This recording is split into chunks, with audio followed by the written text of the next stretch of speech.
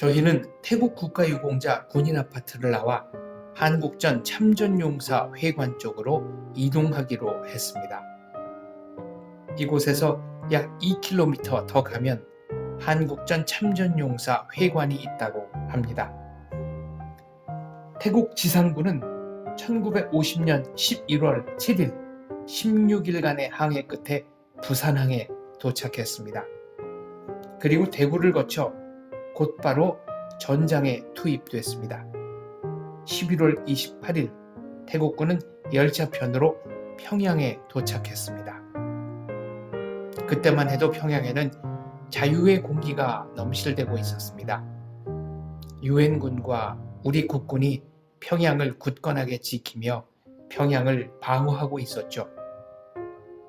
하지만 얼마 지나지 않아 중공군의 참전 그리고 겨울 대공세가 이어집니다. 유엔군과 국군은 1951년 1월 4일 작전상 후퇴를 감행하지 않을 수 없었습니다. 태국군에게 주어진 첫 번째 임무는 개성 경비였습니다. 그들은 평양 수원 철수 작전에 참여해 수많은 시민과 군인들이 생명과 재산을 지닌 채 무사히 남쪽으로 피난할 수 있도록 도왔습니다. 유엔군의 철수에도 그들은 혁혁한 공을 세웠습니다. 태국군은 이후 상주 문경 주보급로 경비작전 그리고 춘천 화천지구 진격전 등에서 혁혁한 전공을 세웠습니다. 그들은 리틀 타이거라는 영예로운 별명으로 불렸습니다. 태국군이 리틀 타이거라는 영예로운 별명을 얻은 결정적인 전투가 있습니다. 1952년 7월부터 10월까지 이어진 포크찹 고지 전투입니다. 전투 장소는 연천군이었습니다. 한국전의 또 다른 별명은 아코디언 전쟁입니다. 전쟁 발발 후 북한이 낙동강 전선까지 밀고 내려왔고 그리고 우리 국군이 반격에 나서 38선 훨씬 이북까지 진격했었던 그러니까 전장이 아코디언처럼 왔다 갔다 했다는 뜻으로 붙여진 이름입니다. 하지만 1952년 무렵에는 후방은 나름대로 안정적이었고 전투는 오직 휴전선 인근에서 벌어지고 있었습니다. 한 뼘의 땅이라도 더 차지하기 위해 소모적인 전투가 일상적으로 벌어지던 그런 시절입니다. 오른쪽으로 초소가 보입니다. 왼쪽은 구 한국전 참전용사 회관입니다. 지붕은 있지만 사방이 뚫려 있습니다. 그래서 비바람이 심한 날에는 아무래도 이용하기가 불편했을 것 같습니다. 건물 한쪽에는 불단이 있고 식탁이 있습니다. 이곳에서 담소를 나누곤 하셨겠죠. 90도 각도로 마주 보이는 곳에 새로 지은 한국전쟁 참전용사 회관이 있습니다. 태국 국기와 태극기가 보입니다. 그리고 동판에는 건축비를 부담한 한국의 기업들의 이름이 자랑스럽게 새겨져 있습니다.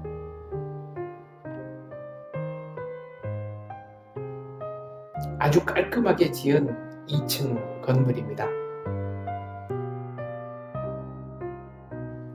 건물 안으로 들어가 보겠습니다. 벽면에는 수많은 액자들이 걸려 있습니다.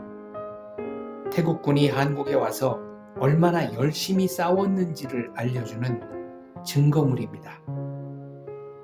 훈장도 있고 언젠가 한국을 방문해서 전우들이 다 함께 찍은 사진도 있습니다. 6.25 당시의 사진도 있습니다. 참전국 의료지원단을 보낸 나라의 국기들입니다. 1964년에 조성했다는 한국전 참전용사 마을 안내문입니다. 참전용사들이 직접 기증한 훈장, 군복, 그리고 6.25 당시에 썼던 장비들입니다. 6.25 당시의 격전 사진들도 남아 있습니다.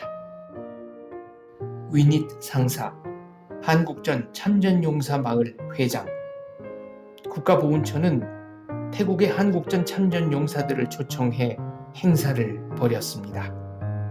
6.25 국가유공자의 휘장이 선명합니다. 예전 한국전 참전용사 회관은 사랑방이었다면 새로 지은 한국전 참전용사방은 여러 가지 기능을 수행하고 있습니다. 이곳을 중심으로 벌였던 활동들을 기록한 사진들입니다. 이곳은 어린이방입니다. 참전용사들의 손자와 손녀들이 와서 마음껏 노는 곳이죠. 교실에서는 여러 가지 다양한 강좌가 이루어집니다. 가장 인기 있는 강좌는 한국어 강좌라고 합니다. 벽에는 태극 마크가 선명한 시계도 있습니다. 이곳에서 한복 체험도 하고 한식 만들기도 합니다. 다도 체험도 합니다. 민속놀이 체험도 함께 하고 있습니다. 컴퓨터룸입니다. 방문이 잠겨져 있어 들어가 보지 못했습니다. 가장 인기 있는 태권도 방입니다. 실제로 태권도 수련을 많은 사람들이 이곳에서 하고 있습니다. 벽에는 한글로 쓰여진 구령 그리고 규칙집이 있습니다. 수련자들의 사진입니다. 태국은 복싱과 역도에서 올림픽 메달을 획득했지만 최근에는 태권도에서도 많은 메달을 수확하고 있습니다. 그만큼 태국 전역에서 태권도 수련은 하나의 열풍입니다.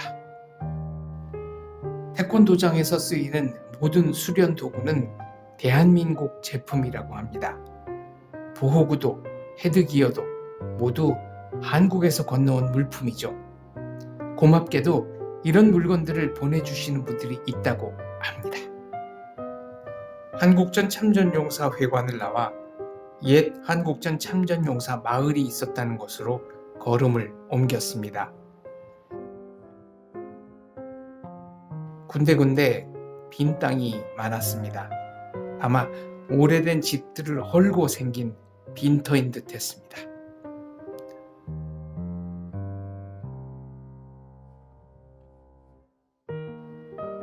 태국군은 리틀 타이거라는 영예로운 별명을 얻었습니다. 그들이 명성을 얻은 결정적인 전투가 있습니다. 1952년 7월부터 10월까지 이어진 포크찹 고지 전투입니다. 전투 장소는 연천군이었습니다. 태국군 1개 대대는 중공군 1개 연대를 상대했습니다.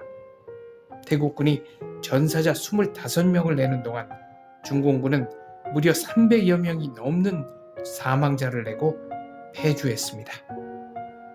태국군은 포크찹 고지를 피로써 지켜냈습니다. 태국군이 거둔 이 빛나는 승리의 전쟁 영웅이 끄리앙끄라이 아따난 중령입니다. 끄리앙끄라이 아따난 중령은 2016년 대한민국 국가보훈처가 전쟁 영웅으로 지정하기도 했습니다.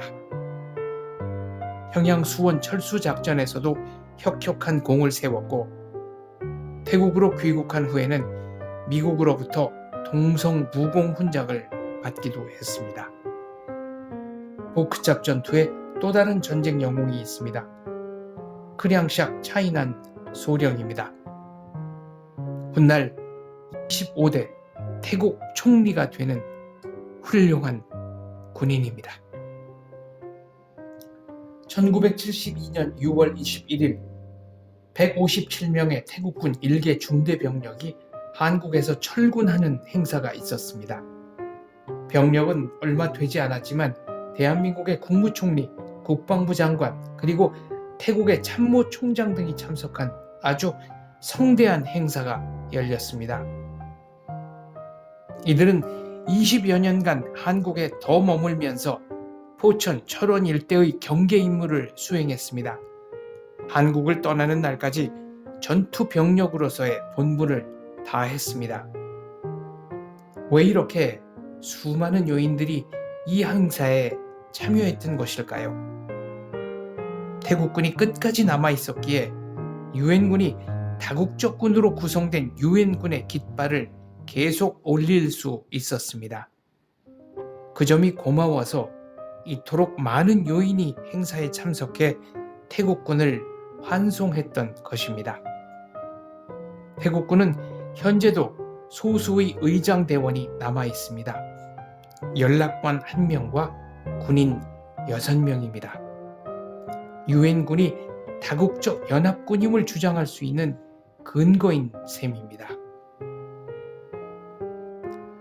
한국에 참전한 초대 태국군 사령관은 보리 본줄라짜리 대령입니다.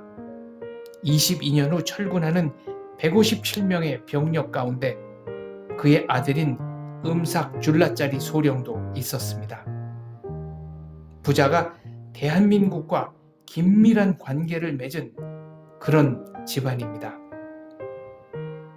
6.25 참전용사 중에는 4명의 태국 총리, 그리고 20여 명의 강력, 또 178명의 장성이 나왔습니다.